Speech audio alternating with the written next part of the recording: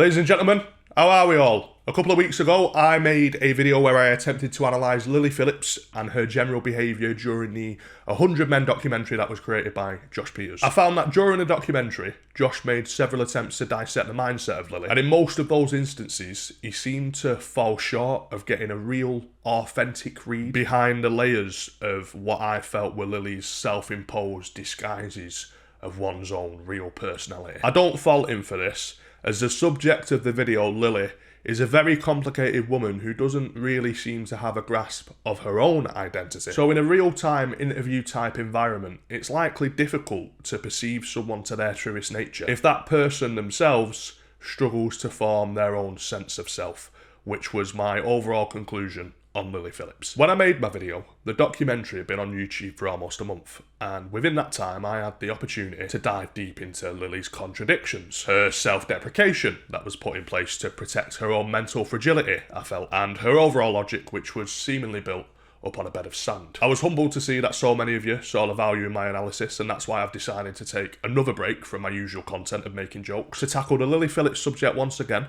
Only this time, in the interest of avoiding any redundancy and repeating points from my previous video, instead of trying to decipher a read on a woman from an edited and dramatised documentary, we're instead going to be looking at a conversation that Lily recently had with someone called Candace Owens, where I felt Lily was directly challenged on a lot of the points that may have been missed in the documentary. I feel like it'll be interesting to see Lily's real-time rebuttal to a critical voice, and may lead us to discover more about a woman who has an extremely unorthodox lifestyle and whose truest feelings about that very same lifestyle were otherwise shrouded in a cloak of mystery and contradictions. Before we get into bread and butter today, I'm happy to tell you that this video is sponsored, and it's sponsored by Holy Energy. Holy is an alternative to hydration, with a line of iced teas, healthier hydration drinks, and energy drinks that all aim to keep all of the bollocks like sugar, taurine, and artificial flavours out of the equation. I'm under no obligation to say this part, but I swear to you, after taste testing all of the possible flavours, I will be using Holy in my personal life after this sponsorship ends. This year, admittedly, I have plateaued a little bit because I struggle with my energy levels and generally just getting myself to the gym. So the energy drinks are going to be a quick solution to me to just whack in the shaker. It takes you half a minute. Just add half a litre of water, that's about right. Empty your chosen sachet. If you get the starter kit, you can choose all of the different flavours. If you can't be bothered with that, you want to fast track straight to a tub, go off my judgment. My personal favourite is pomegranate piranha. So you're going to empty the sachet in there. If you've got any ice, add it in. That's going to splash. That's going to splash. It did splash. Passing it up. Big old shake. I think I may have lost my mind at this point. And then once I've had this, I've got no excuse to jump in the car, get to that gym and lift some weights. There's no cans or bottles with Holy. Everything's sustainable. Everything's able to be recycled. The value for money with Holy is undeniable when you crunch the numbers. You get a tub of this, the big tubs, and it works out at every half litre, 80 pence. If you think I'm bluffing when I tell you that Holy is actually nice, then by all means, call my bluff. Try it yourself. The link is in the description. Use code BANTER5 for £5 off your first order, and then also code BANTER just as a general 10% discount code. Thank you very much to Holy for sponsoring this video, and well done to you lot as well, because you have legitimately got yourselves a customer as well as an advertiser. Candace Owens is a conservative political commentator who I don't often pay much attention to, as admittedly, as much as I am a man who is very vocal on the internet, in my personal downtime, I try and steer clear of potentially hostile debating, especially that type of content. I find the whole left versus right thing to be so draining. I feel that Candace oftentimes falls into that left-wing, right-wing combativeness because of her own strong and often controversial opinions. So her content isn't usually what I'll choose to tune into. But the few examples that I've seen of her online have painted a picture of an extremely logical woman, which is why it was a little confusing for me to hear her say the following about a man who simply documented the Lily Phillips 100 Men fiasco. So that right there is the real Lily Phillips. And I want to be clear, this documentary maker, the guy next to her, I think his name is Josh Peters, absolute monster to be documenting that. I mean, you just have to be guided by basic principles of morality. And to see her breaking down like that and to be playing the part as if he's her friend and really wanting to understand, oh, she's a bit overwhelmed right now. Oh, is that shocking for you to hear too, Josh Peters, that this 23-year-old young woman who's making a massive mistake and you're, instead of trying to guide her away from it, wanting to capture it? It's strange to me that in Candace's perspective of what that documentary was, Lily seems to be a lamb in distress, at least in Candace's mind. The way Candace describes Josh Peters and his role in all of this, which really did seem to be one of documenting an event that was going to happen with or without his participation. She's depicted it as though he's drove past Lily on the side of the street dying and purposely turned a blind eye and continued to drive. A point of view that I really do believe ignores the reality and removes the accountability that a 23-year-old woman should have over her own choices that she has made off the back of a multi-year long consistent lifestyle. In the politest of terms, Lily has been abnormally promiscuous throughout her entire adult life. That's from her own account and also video evidence on the internet. This isn't a previous level-headed, composed individual making an impulsive, life-altering decision, in which case the argument of the people in her immediate vicinity being expected to talk her out of it would be more valid. This is a woman who, metaphorically, is just adding an extension to a house that she has been living in for years. A woman who last year posted herself having sex with 30 men at once to her OnlyFans isn't now about to have her life turned upside down because she's increasing the numbers. It doesn't work like that. I'm not a Josh Peters superfan. I wasn't majorly aware of who he was before the Lily doc. But looking at this objectively, to call him a monster for following a story and maybe not physically intervening comes across as an insinuation that Lily is void of responsibility for her own actions. And although I sympathise with the fact that she's clearly a damaged girl, she remains accountable for what she decides, as we all do. It's up to her to construct her own life path and then hopefully learn from the failures of that very construction. To make mistakes is a vital part of the human condition. And although, in my eyes, this mistake of Lily's is a massive one, it is still on her. Not to make a really big rebuttal against what just may have been a poorly thought out comment from Candace, but there is a level of complexity that you invite in when you begin to criticise outside commentary, like a documentary, for example, when you yourself are a commentator. Now, yes, Josh was physically following Lily with a camera, but Candace is also following Lily, just in a more journalistic, hands-off approach. If Josh is a monster, then Candace is a monster as well.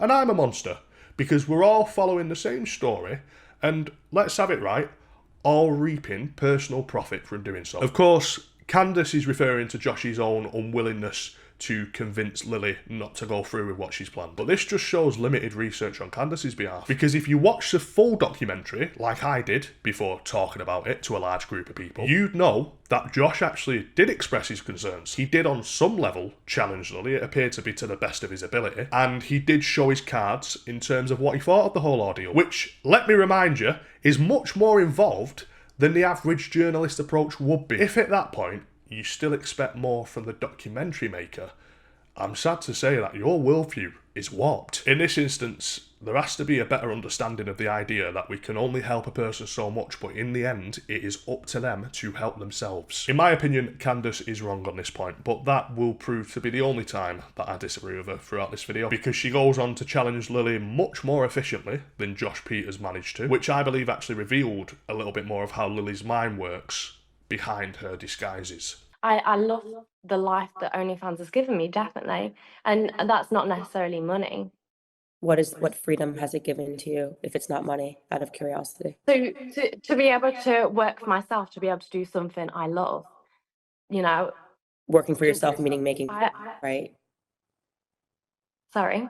Working for yourself as in being able to earn an income by yourself. And No, so working for myself to be able to wake up and grab a coffee in the morning and not have to be in a desk at a 9 to 5, to be able to myself and, you know, make a living out of it, be able to support. So to be able to support myself, do something that I love. Money. Just so you know, that's all. That's money. I work for myself. I set my own hours, and I do all right financially. I have never had to have sex with 100 men to maintain that lifestyle. thankfully. I feel as though Lily is posturing here and deliberately avoiding the reality that you can have all of those freedoms that Lily claims that OnlyFans has given her without being on OnlyFans. Candace is arguing that Lily's main intention is to make money, which seems to be true.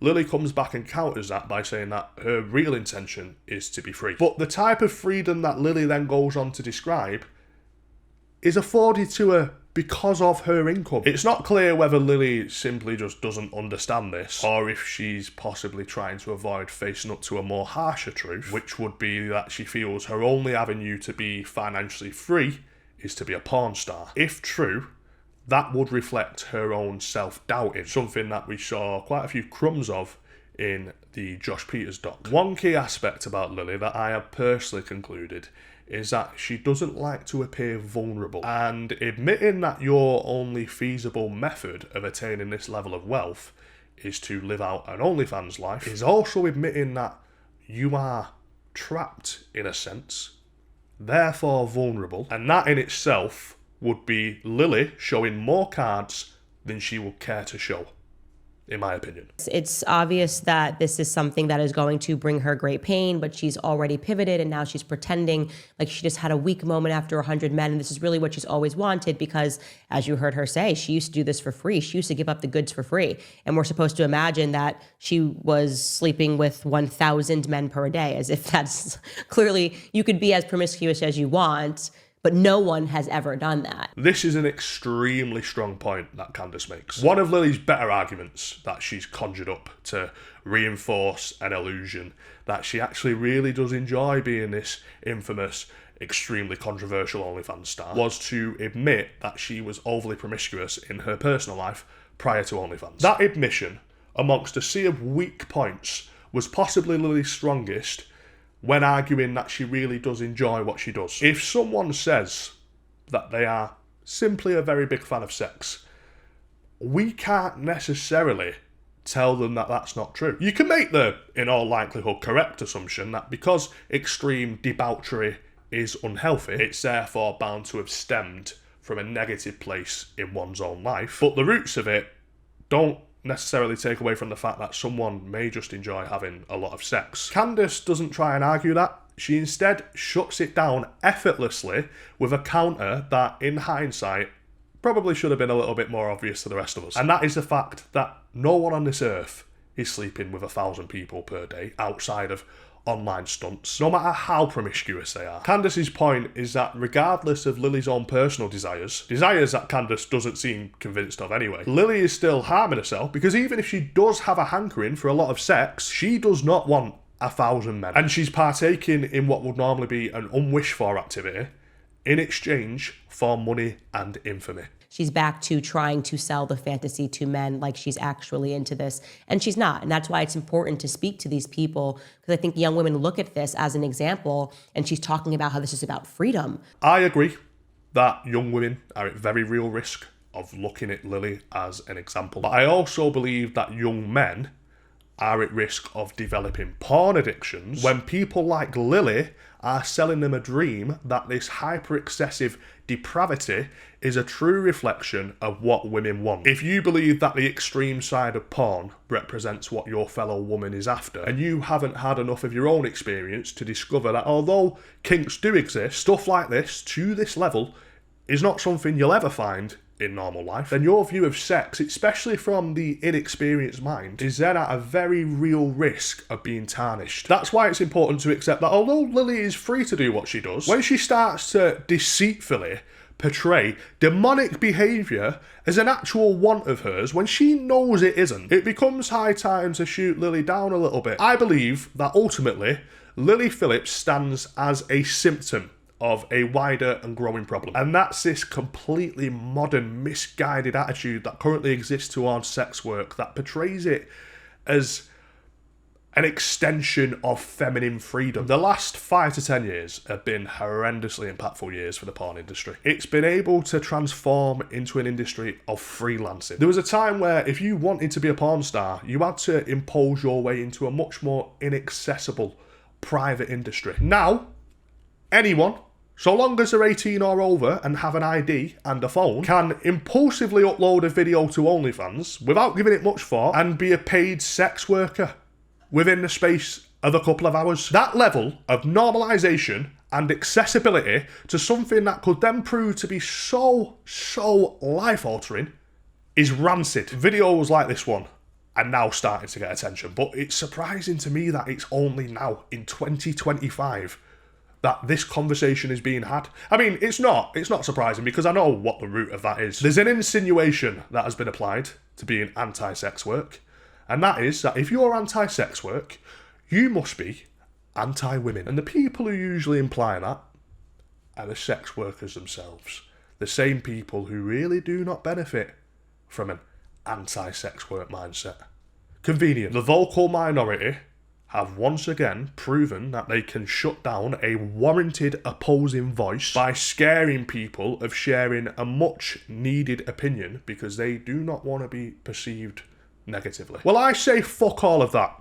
I'm using this video right now to announce that I am anti-sex work. The OnlyFans bubble is well overdue to burst, but that'll only happen on a widespread basis if we stop fearing being labelled by strangers who do not know us personally, but are just condensing who we are, condensing our identity down to a single opinion we may have. Your opinions do not define your identity, and anyone trying to convince you that they do is telling you, in not so many words, that they're afraid of what you might have to say. It goes without saying, but men who visit OnlyFans pages are playing their own role in this as well. If there was no demand, there wouldn't be a supply. I believe, however, that a dark cycle exists once you begin to normalise things that were previously seen as abnormal for good reason. And when it comes to stay-at-home porn stars, that dark cycle manifests itself in a way that the more women fall into the world of sex work, the more men then fall into the unhealthy consumption of that sex work. And then because there's so much consumption from men,